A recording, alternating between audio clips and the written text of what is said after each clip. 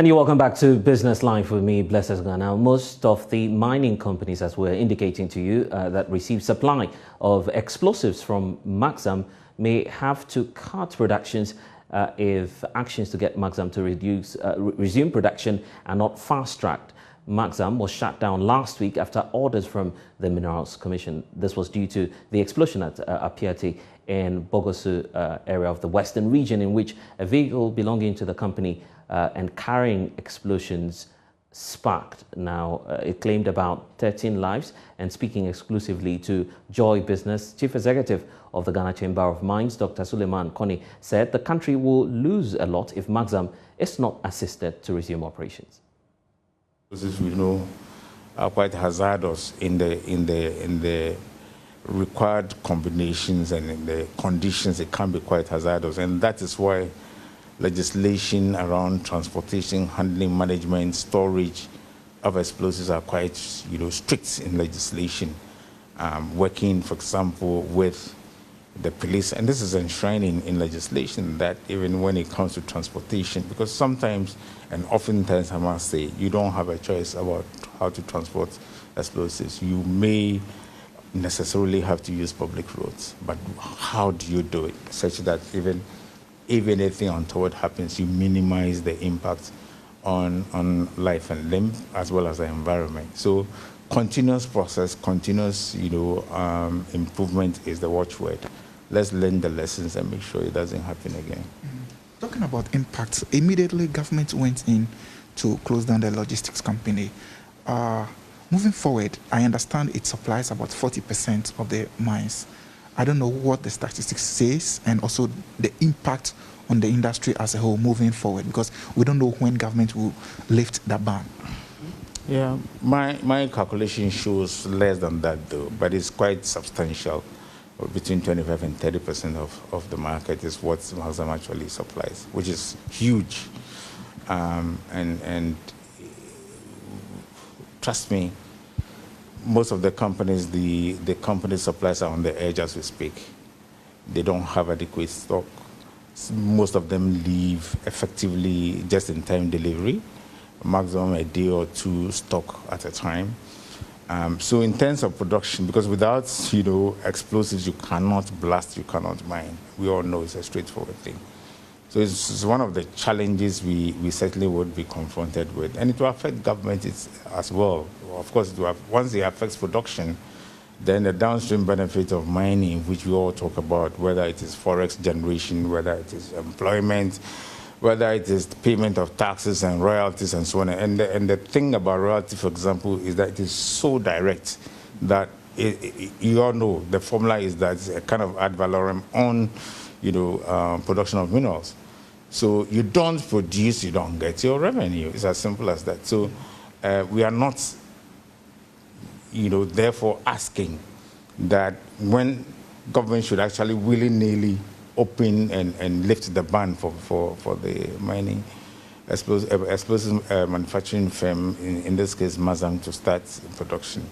We want to be assured that Maxam starts on the right footing.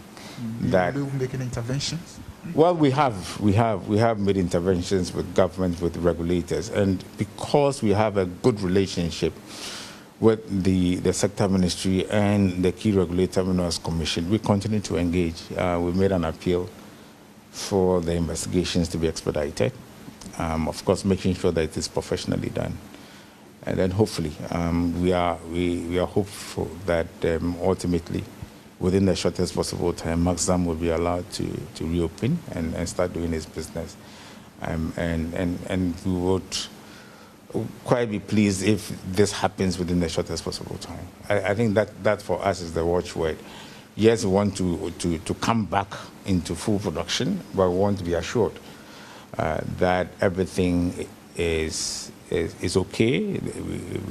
We don't have issues with production. We don't have issues with other aspects of the production and manufacturing of explosives. So it's about working together with the regulator and our sector ministry to ensure that this thing is expedited.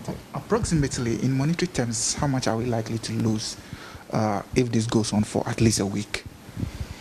Back of the envelope calculation we did yesterday, I think it comes to about $1.75 million per week. That's just by way of mineral royalty. For a week? For a week, yes, for a week. If these companies they run out of explosives and they can't get alternative supply and everything grinds to a halt, then that is the impact. But this is just for royalties. It will not come to taxes, it will not come to pay. Not that, exactly. So we are talking millions of, and I'm sure the Sector Ministry Minerals Commission is also aware. So all of us jointly are working around the clock for this to be resolved quickly. When you have a catastrophe like this, it stands to reason that there would be challenges with the system, and one of the challenges we would have is to say, stop work and let's make sure that everything is right before you guys allow you to continue. So that's the phase we're actually going through. And we just plead that we expedite action with the investigations. We know that the Honorable Minister has received a preliminary report. We're not too sure how conclusive it is, and that's why we are confident that hopefully within the next few days, we would have the good news that all is well at Maxam, and then they'll start production.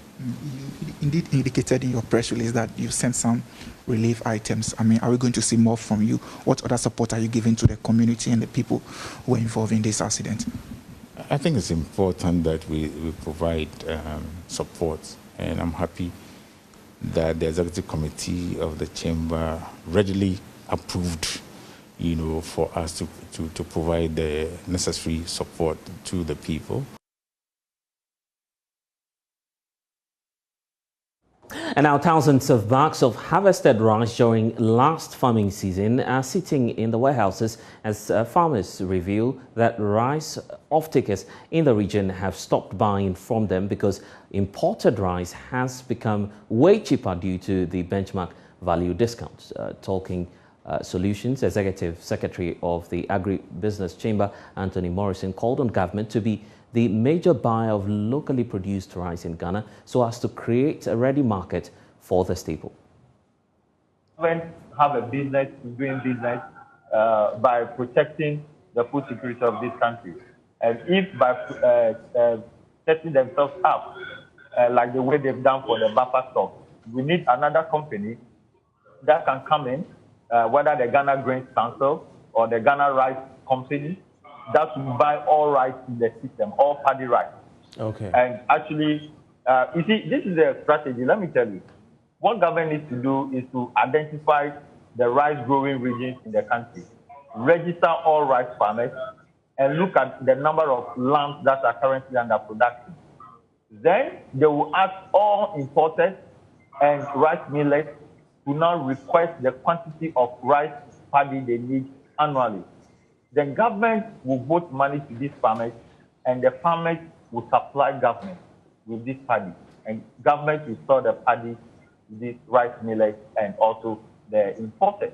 This is the only strategy. And I'm telling you the fact. When we adopt this, we are going to see the finest of local rice that can be produced from most of these factories. And I'm telling you, Ghana has the capacity to feed itself from rice. And this domineering of always importing and importing is just a lazy political approach. We are not thinking as a country. Let's take you to the Western region now. Government will finalize documentation on all railway lines in the Western region for potential contractors before the end of this year. This assurance is coming from the Minister for Railway Development, John Peter Amewu, and follows a call for the improvement in the railway services for the transportation of explosive materials for mining firms in the area. Commenting on the development, Peter Amewu told Joy Business that the President is committed to awarding the contract before the end of the year. Here is the report. Swearing in a 10-member board for the Ghana Railway Company Limited in Accra, Minister for Railways John Peter Amewu said this has become necessary due to the recent rate of road accidents recorded in the area, including the recent explosion on the Begos Road. He also charged the board to support various programs by the company aimed at making railway transportation easily available in the country. The whole of the Western Line, by the close of this year, the whole of the Western Line will be under contract. which means that we can transport, both freight and passengers right down from Takoradi to Nyinahini. And along that section, where the mining activities are more, witnessed. So you are right. If the railway is in place, some of these explosives can equally be transported by the railway line. And His Excellency is determined, that we speed up the construction of the rail line as quickly as possible. And you can see it yourself. The expenditure that in terms of quantum of monies that we've put into the infrastructure during the first term of His Excellency is unprecedented. Chairman of the board, Daniel Kwame Ajugle, accepted the challenge and promised to improve the efficiency of the company. By these, the company will be able to achieve its objective of providing safe, comfortable, and reliable rail transport services at competitive rates for profit. I would like to take this opportunity to welcome members of the board to the challenging responsibility to help revamp Ghana's railway industry. I am optimistic that considering the diverse background of members, we are undoubtedly equal to the task, and with collectiveness of purpose, we shall deliver on our mandate to the admiration of all. The minister therefore disclosed to the media that government is focusing more attention to the sector due to its enormous benefits. Now, Minister of Finance, Ken Ofori-Atta, has charged the Customs Division of the Ghana Revenue Authority to put in more efforts to reduce revenue leakages at the ports. According to him, this will bolster the government's quest to significantly improve Ghana's tax relative to the size of the economy from 13% to 20% by 2024. Here's more.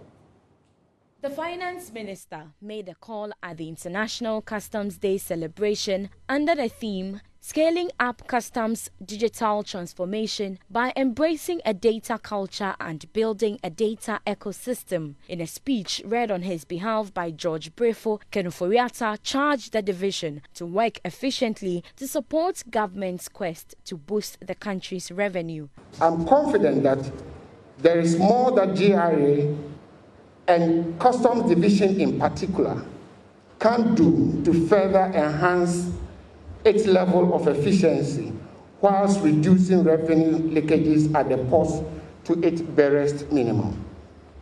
Towards this effort, the ministry believes that it will add on significantly in improving Ghana's tax to GDP ratio from the current 13% to 20% by 2024. This goal obviously requires the Customs Division to take advantage of available data from key institutions like the Ghana Ports and Harbours Authority, Ghana Airport Company, as well as regulatory bodies for purposes of revenue assurance. And that's all time will allow us on Business Live tonight with me, Blessed Sugan. For more business stories, log on to myjoyonline.com/business.